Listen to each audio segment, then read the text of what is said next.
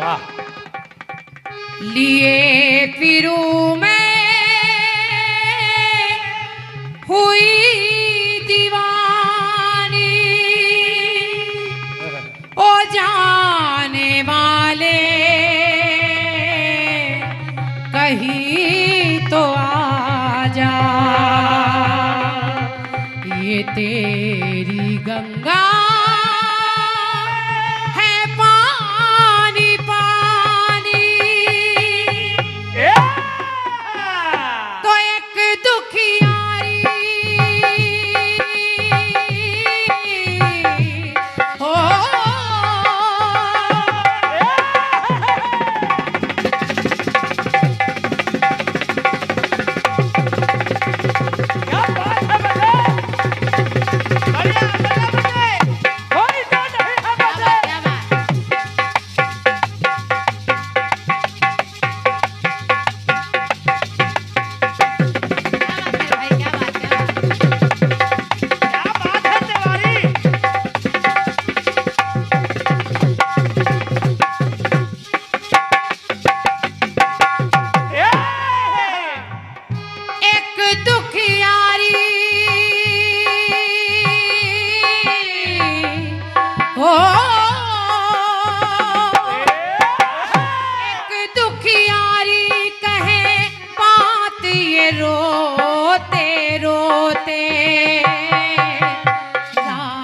तेरी ओ राम तेरी गंगा मैली हो गई, पापियों के पाप धोते धोते। ओ राम तेरी गंगा मैली हो गई, पापियों के पाप धोते। राम तेरी गंगा मैली हो गई, पापियों के पाप धोते धोते।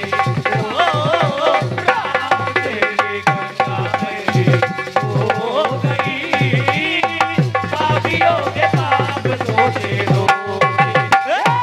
हर हर गंगे हर हर गंगे हर हर गंगे हर हर गंगे हर हर गंगे हर हर गंगे हर हर गंगे हर हर गंगे।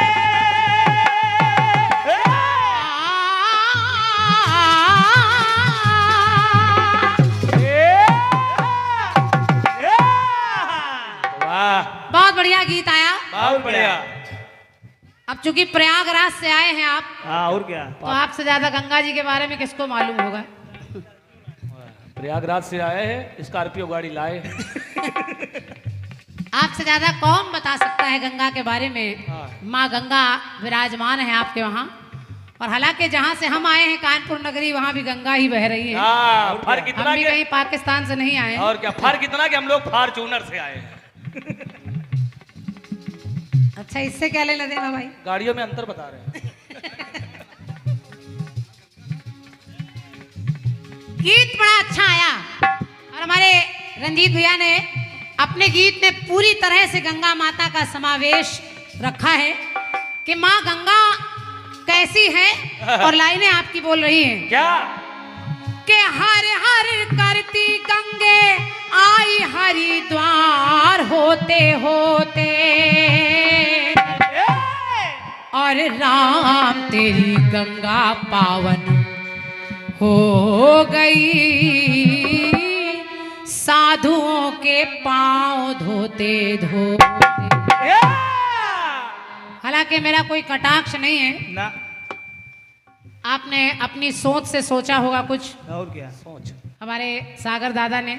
अब चूंकि आप गंगा का गीत गा रहे हैं, लिखने वाले सागर हैं, सोच तो गंगा सागर का मिलन हो ही जाता है, तो कुछ कमी नहीं निकाल रही हूं, लेकिन मेरा मानना है कि साधुओं के पांव धोते धोते गंगा पावन हो गई। इसका मतलब कहीं संशय है क्या, गंगा अपावन थी जो साधुओं के पैर धोते धोते पावन हो रही है? क्यों एक प्रश्न चिन्ह लगा है। क्यों? लेकिन सोच मैं कोशिश कर रही हूँ कि आपको बताऊं, बिल्कुल जवाब वहीं से है। हाँ। आप कह रहे साधु साधुओं के पांव धोते धोते, आजकल अगर साधुओं की बात करें तो सारे साधु भी एक जैसे नहीं है महाराज। और क्या, तिहाड़ में चले जाइए, कई साधु हैं। और क्या कुछ बाबा बिना कुटिया वाले हैं। तो अगर आप ये कहें केवल साधुओं के पांव धोकर गंगा पावन हो गई, तो मेरे जवाब को सुने।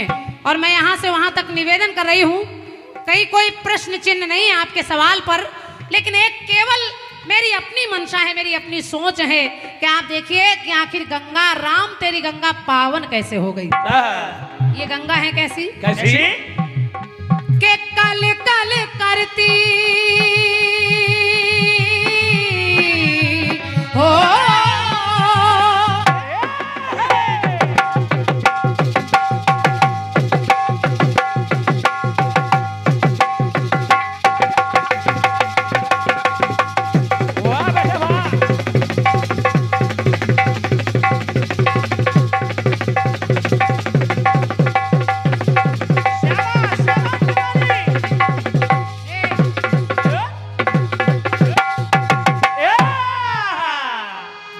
ज्यादा काम कम, समय भी बचाइए, समय वैसे भी हो गया है। यही कहो ईश्वर की दया है कि टेंट चला गया फिर कीर्तन हो रहा है। सुनिए और अंकित भैया, जब आप थोड़ा सा दुखी होने लगे कि कीर्तन हो पाएगा कि नहीं, तो मैंने कहा आप निश्चिंत रहिए, परमात्मा के कुछ भी आपको लगेगा ये बुरा हो रहा है, लेकिन उसमें अच्छा ही करता है परमात्मा। क्या हो सकता है ज्यादा गर्मी लगने लगी हो, इसलिए भगवान ने कहा टेंट हटा दो, खुले में बैठो सब लोग। और क्या, हम लोग बिना गाए जाते चाहे कल दिन में गाते। तो जो होता है वो अच्छा होता है, नियति कभी गलत नहीं करती। अब पंक्ति सुनिए मेरी, सुनिए। ये कल कल करती गंगे, कल कल करती गंगे, धरती की गोद पाते पाते। पंक्ति सुनिए, अच्छी लग जाए तो आप करे राम तेरी गंगा पावन हो गई साधुओं के पांव धोते धोते। लेकिन मेरा अपना विचार है, सुनिए, के कल कल करती गंगे वो धरती की गोद पाते पाते, तो राम तेरी हो, राम तेरी गंगा पावन हो गई प्रभु के पावन से आते आते। क्या बात है, वाह। साधुओं के पैर धोने से पहले भी गंगा पावन है। और क्या, क्या बात है शुक्ला जी, लेकिन प्रभु के पैरों के नख से निकलकर गंगा आ गई, इसलिए पावन है वो गंगा। तो कल कल करती गंगे वो धरती की गोद पाते पाते, तो राम तेरी गंगा पावन हो गई प्रभु के पावन से आते तेरी गंगा हो गई प्रभु के पावन से आते आते। राम तेरी गंगा हो गई प्रभु के पावन से आते आते। ये गंगा माँ, भले ही हम आप कहते हैं कि राम तेरी गंगा मैली हो गई, गंगा कभी मैली नहीं हो सकती। मैल तो वो हमारे धो रही है। जैसे माँ बच्चे को अपनी गोद में सुलाती है, उसकी गंदगी अपनी गोद में रखती है, इसका मतलब माँ गंदी नहीं हो जाती। माँ तो पावन रहती है। बिल्कुल। माँ आपकी गंदगी अपनी गोद में रख लेती है, लेकिन माँ पावन ही होती है। अब पंक्ति सुनिए। गंगा तो पावन ही रहती और वो पूजी जाती, और पापी हो या चाहे पुजारी सबको मुक्ति दिलाती।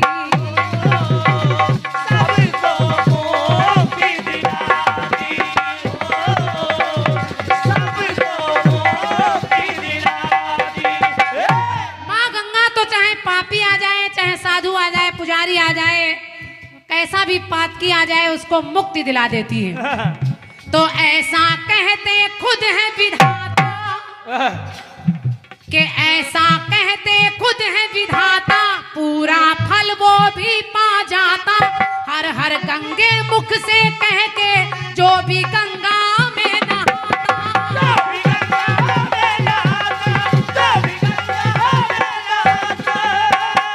और इतना ही नहीं, यहाँ बड़े बड़े विद्वान बैठे हैं। गंगा में केवल स्नान ही नहीं, अगर गंगा के बगल से निकलकर उनके दर्शन भी कर लीजिए तो आपका तारण तरण निश्चित है। और क्या? गंगा का दर्शन कर लेने मात्र से मोक्ष मिल जाता है। अब आपकी भावना कैसी है, आपकी इच्छा कैसी है, आप किस भाव से निकल रहे हैं, ये तो आप जाने, लेकिन माँ अपना काम करती है। तो ऐसा कहते खुद ही विधाता, पूरा फल वो ही पा जाता। हर हर गंगे मुख से कह के जो भी गंगा में नहाता।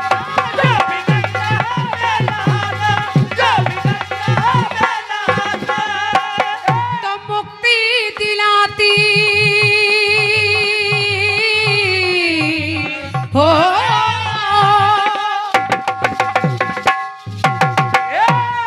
के मुक्ति दिलाती गंगा के जो भी है दर्शन पाते। तो राम तेरी, हाँ राम तेरी गंगा पावन हो गई, प्रभु के पावन से आते।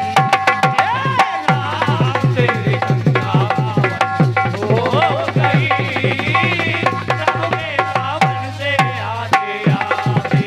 ओ राम तेरी गंगा पावन हो गई, प्रभु के पावन से आते आते। मैं समझ रही हूँ बड़े बुद्धिजीवी लोग बैठे हैं, बहुत लंबे जवाब की आवश्यकता नहीं है, एक टुकड़ा और सुन लीजिए। हालांकि हमारे शुक्ला जी ने 4 अंतरे लिख दिए रंजीत भैया, और क्या? लेकिन मैं सोच रही हूँ थोड़ा खाओ पर अच्छा खाओ। और क्या, जब भी खाओ रजनीगंधा खाओ। हाँ।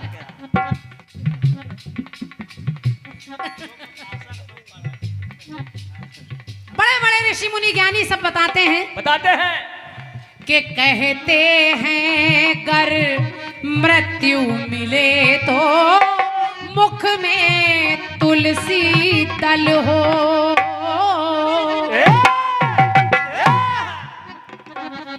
सुनिए सुनिए। कि कहते हैं गर मृत्यु मिले तो मुख में तुलसी दल हो। मरते मरते चाहे प्राणी पावन गंगा जल हो।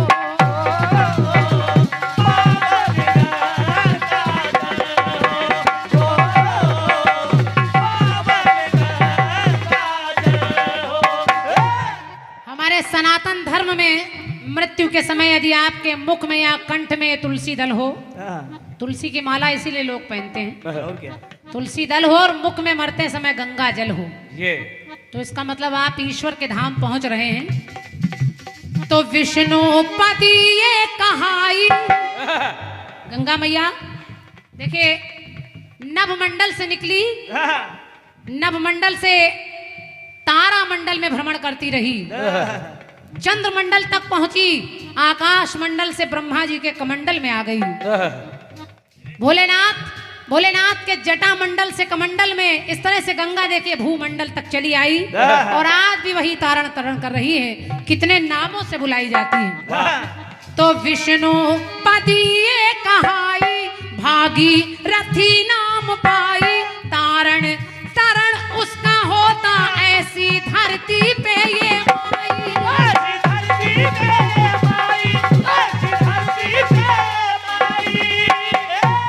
देखिए एक बार को आपकी माँ मृत्यु के समय वहीं तक जाएगी जहां तक उसकी लिमिटेशन है, वहां तक नहीं जाएगी। लेकिन ये गंगा माँ है जो जीते समय भी अपनी गोद में ले लेती है और मरने के बाद भी अपनी गोद में ले लेती है। ऐसी है गंगा माँ। तो बहती युगों से हो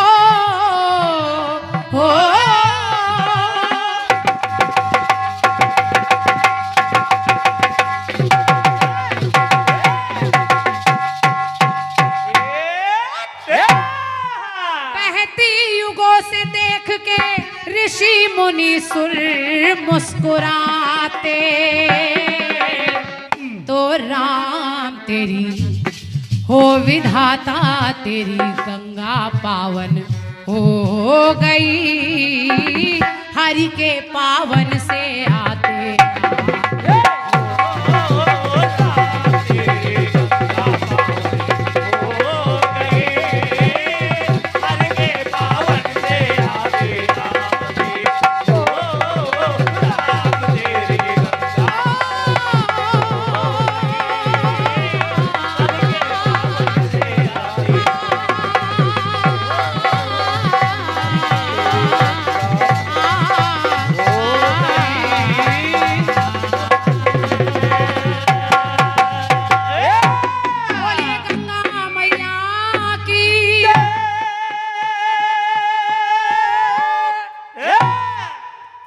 आपके गीत का यथासंभव उत्तर, और अच्छा लगा हो तो कहीं भी थोड़ा